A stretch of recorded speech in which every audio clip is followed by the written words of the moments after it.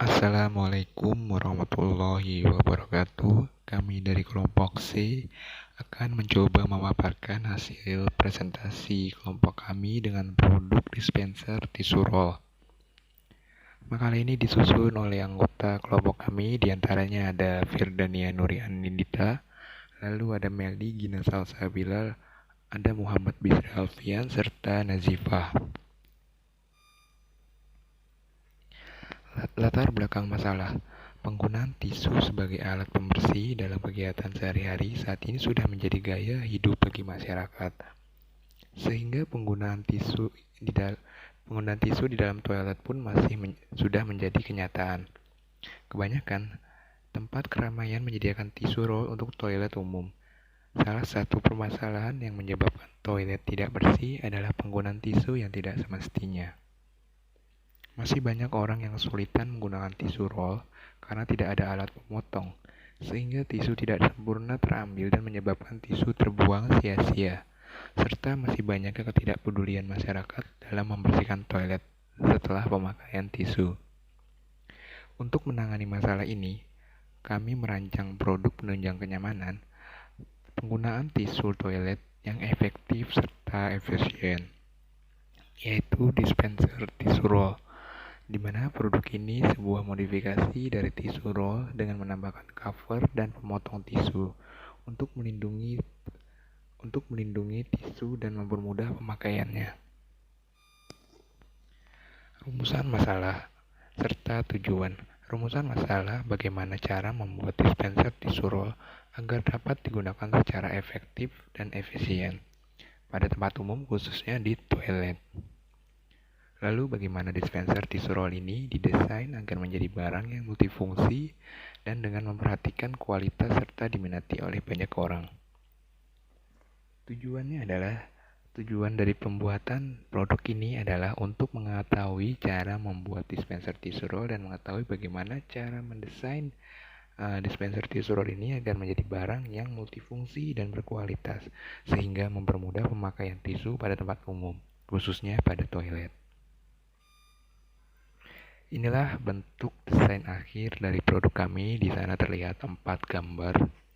Yang pertama adalah tampak depan samping, lalu ada tampak belakang samping, tampak bawah samping kiri, tampak bawah samping kanan. Bill of Material atau sering disingkat dengan BOM pada produk dispenser tisu roll ini terdiri dari main body, roller, gantungan, rack holder, dan tutup. Dan di dalam main body terdapat sisi depan, sisi kanan, sisi kiri, sisi belakang, dan juga sisi bawah. Berikut merupakan Operation Process Chart atau disingkat dengan OPC untuk produk dispenser tisu roll.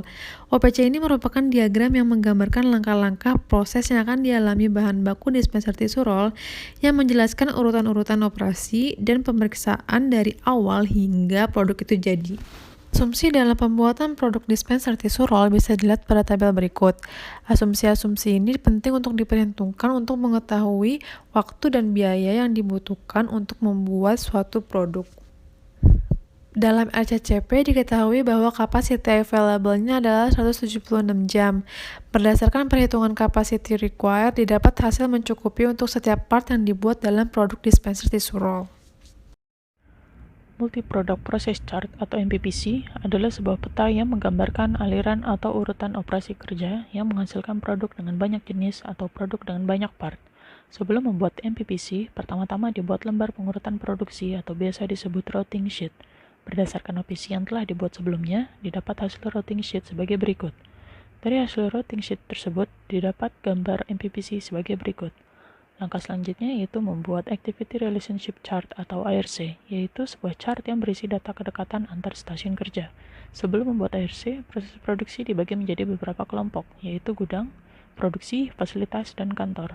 Dalam menyusun ARC ini terdapat beberapa pertimbangan, yaitu kelompok gudang mutlak dekat dengan kelompok produksi. Kelompok produksi penting untuk dekat dengan kelompok fasilitas. Kelompok kantor tidak harus dekat dengan kelompok produksi. Berdasarkan hal-hal tadi, didapat hasil ARC sebagai berikut. ARC merupakan dasar pembuatan Activity Relationship Diagram atau ARD yang digunakan untuk mendapatkan gambaran tentang tata letak ruangan terhadap ruangan lainnya. Berdasarkan peta aktivitas dan lembar kerja yang telah dibuat, didapat ARD sebagai berikut. Dari hasil pengolahan data yang telah dilakukan, maka diperoleh rancangan template tata letak fasilitas dalam bentuk 2 dimensi sebagai berikut. Berikut hasil 3 dimensi. Di sini saya akan menjelaskan langkah-langkah pemodelan sistem dengan software ProModel. Yang pertama, membuka software ProModel. Selanjutnya, membuat proyek baru. Kemudian, membuat layout sistem produksi di mana proses akan dilakukan. Selanjutnya, membuat location dan atributnya sesuai dengan tabel berikut. Berikut ini adalah hasil pembuatan layout sesuai dengan location-nya. Kemudian, melakukan pendefinisian entitas yang akan diproses. Selanjutnya, menambahkan resource yang akan digunakan. Kemudian, menentukan logika proses. Pada processing terdapat 2 jenis logika, yaitu logika proses layout dan routing layout. Alur proses ditunjukkan pada tabel berikut ini. Selanjutnya, melakukan pendefinisian kedatangan entitas. Kemudian, simulasi dijalankan. Setelah simulasi dijalankan, terdapat hasil simulasi pada gambar berikut.